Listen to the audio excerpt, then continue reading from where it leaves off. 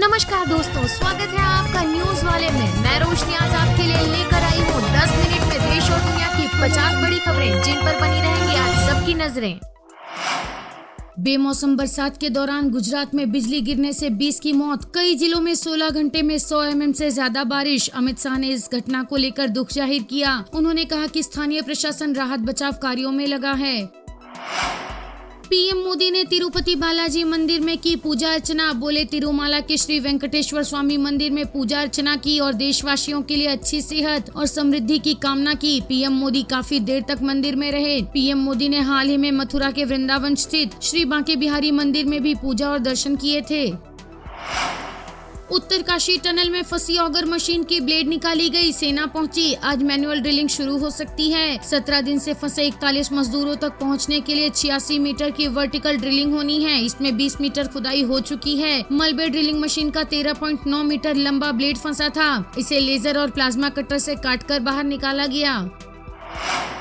BRS सरकार को झटका, चुनाव आयोग ने रायथू बंधु योजना चालू रखने की इजाजत वापस ली। चुनाव आयोग ने कहा है कि जब तक राज्य में चुनाव आचार संहिता लागू रहेगी तब तक योजना के तहत किसी प्रकार की वित्तीय मदद नहीं दी जाएगी।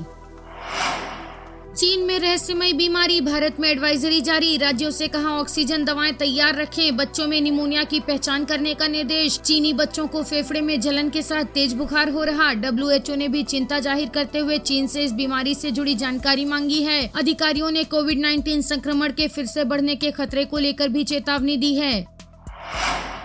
श्रीलंका और थाईलैंड के बाद मलेशिया में भारतीयों को मिलेगा मुफ्त वीजा, राष्ट्रपति ने खुद की घोषणा। आर्थिक वृद्धि पर ध्यान केंद्रित करते हुए मलेशिया ने इस तरह का फैसला लिया है। मलेशिया ने भारतीय नागरिकों को 30 दिनों के लिए मुफ्त वीजा देने की बात कही है। सरकार ने कहा आज भारत में बिकने वाले 99.2% phone made in India. Ashwini Vaishnaw ने बताया कि 2014 में देश का 78% मोबाइल उद्योग आयात पर निर्भर था और 2023 में भारत में बिकने वाला 99.2% मोबाइल मेड इन इंडिया है। उन्होंने कहा कि आयात पर भारत की निर्भरता काफी हद तक कम हुई है। केंद्रीय मंत्री बोले, डीप फेक के प्रसार को रोकना इंटरनेट सोशल मीडिया प्लेटफॉर्म्स की जिम्मेदारी। इन्हें भारतीय कानून के अनुसार अपनी सामग्री को विनियमित करना होगा। डीप फेक के प्रसार को रोकने के लिए पर्याप्त कदम नहीं उठाने पर हम सभी जरूरी कदम उठाएंगे। इसमें सोशल मीडिया प्लेटफॉर्म को मिले सुरक्षित हार्बर को वापस लेने के साथ उनके खिलाफ कानूनी कार्रवाई करना भी शामिल है। मिडिल ईस्ट में फर्जी GPS सिग्नल से विमान भटक रहे। इराक अजरबैजान में खतरा ज्यादा। इसको लेकर DGCA ने सभी भारतीय एयरलाइंस को एडवाइजरी जारी की है। ये सिग्नल जमीन से भेजे गए हैं। ये विमान के नेविगेशन सिस्टम में घुसपैठ करने, GPS सिग्नलों को ओवरराइड करने और विमान को भटकाने के लिए काफी हैं।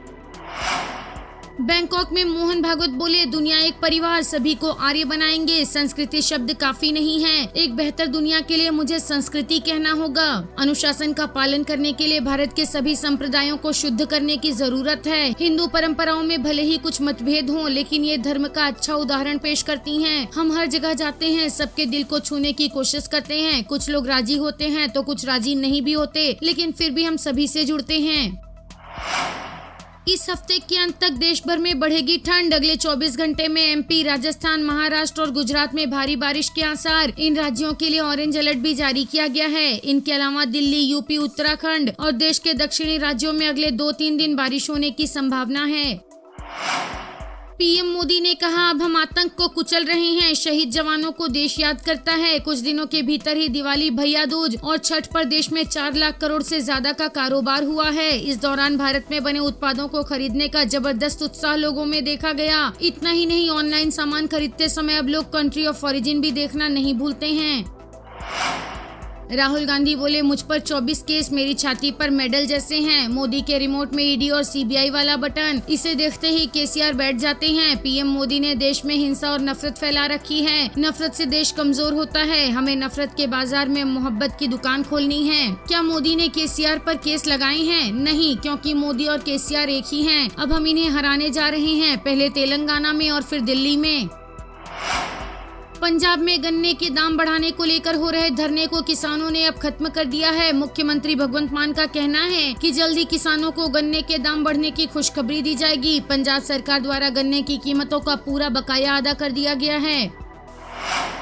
यूपी के सीएम योगी आदित्यनाथ को तेजस्वी ने बताया घंटी वाले बाबा। तेजस्वी यादव ने कहा लड़ाई दंगा फसाद नहीं, अब तो यूपी के लोग आते हैं तो कहते हैं कि वहाँ के मुख्यमंत्री बाबा हैं, वो खाली घंटी बजवा देंगे, लेकिन नौकरी लेने बिहार ही आना पड़ रहा है। घंटी बजाने से कवनो पेट भरे वाला है, इसलिए आप सब लोग अफवाहों पर मत रहिए। तेजस्वी यादव ने कहा मंदिर मस्जिद से पेट नहीं भरता है, ठीक है आस्था है, भगवान का आशीर्वाद चाहिए, लेकिन पूजा पाठ दिखावे के लिए नहीं होना चाहिए। ये सब दिखावटी करते हैं। दिल में भगवान होना चाहिए, मन में भगवान होना चाहिए। असली श्रद्धा यही होती है। झूठ का टीका लगाकर भगवा पहन लेने और हे हो करने से नहीं होता है। सीएम योगी बोले कांग्रेस के राज में देश में होते थे आतंकी हमले, अब भारत को कोई छेड़ता नहीं। कांग्रेस के शासनकाल में आतंकी हमले हुए और आतंकवादियों की घुसपैठ हुई, लेकिन आज आतंकी हमले और आतंकवादियों की घुसपैठ नहीं हो सकती है, क्योंकि हर किसी को और यहाँ तक कि आतंकवादियों एवं उनके आकाओं को भी पता है कि ये प्रधानमंत्री मोदी के नेतृत्व वाला नया भारत है। भारत किसी को छेड़ता नहीं है, और यदि कोई छेड़ेगा तो ये उसे छोड़ेगा भी नहीं, चाहे एयर स्ट्राइक हो या सर्जिकल स्ट्राइक। भारत जवाब देना जानता है और इस तरह हमारी सीमाएं सुरक्षित की गई हैं। मुंबई में शामिल हुए हार्दिक पांड्या, जीटी और एमआई के बीच डील। महेंद्र सिंह धोनी इस सीजन में भी चेन्नई सुपर किंग्स की कप्तानी करेंगे। आरसीबी ने जोश हेजलवुड और वानिंदु हसरंगा, सीएसके ने अंबाती रायडू, केकेआर ने शार्दुल ठाकुर, उमेश यादव और लॉकी फर्ग्यूसन और एमआई ने जोफ्रा आर्चर को रिलीज किया है। कोलकाता नाइट राइडर्स ने सबसे ज्यादा 12 खिलाड़ी और पंजाब किंग्स ने सबसे कम 5 खिलाड़ियों को रिलीज किया। डीप फेक पीड़ितों की मदद करेगी सरकार, सोशल मीडिया कंपनियों के खिलाफ एफआईआर करा सकेंगे। प्लेटफॉर्म डेवलप कर रहा माइटी। इस प्लेटफॉर्म पर यूजर सोशल मीडिया प्लेटफॉर्मों द्वारा आईटी नियमों के उल्लंघन के बारे में सूचित कर सकेंगे। आईटी नियमों के उल्लंघन पर जीरो टॉलरेंस की नीति है। यदि वे डिटेल्स को डिस्क्लोज करते हैं कि कंटेंट कहां से ओरिजिनेट हुआ है, तो उस एंटिटी के खिलाफ एफआईआर दर्ज की जाएगी जिसने कंटेंट पोस्ट किया है। मोदी बोले एमपी, राजस्थान, छत्तीसगढ़ में इंडिया गठबंधन साफ होगा। वहां की महिलाएं, वहां के किसान, वहां के जवान कांग्रेस पार्टी को जड़ों से उखाड़ फेंकने वाले हैं। कांग्रेस और बीआरएस दोनों की पहचान भ्रष्टाचार, परिवारवाद, तुष्टीकरण और खराब कानून व्यवस्था से है। ये दोनों पार्टियां एक दूसरे की कार्बन कॉपी हैं, इसलिए मेरी बात रखिएगा, दोनों से रहो सावधान। बीजेपी ही बढ़ाएगी तेलंगाना का मान। तेजस्वी यादव ने कहा कि हर जाति में लोग गरीब हैं और सबके लिए योजनाएं चलाई जा रही हैं। तेजस्वी ने कहा कि जब विरोधी दल के नेता थे तो इसको लेकर प्रस्ताव रखा था। नीतीश कुमार ने बातों को सुना था। 84-85% पिछड़ा और अति पिछड़ा का आंकड़ा अब सामने आ गया है। जो भी डेटा मिला है उसके तहत जो पिछड़े हैं उन्हें मुख्य धारा में लाने की कोशिश की जाएगी।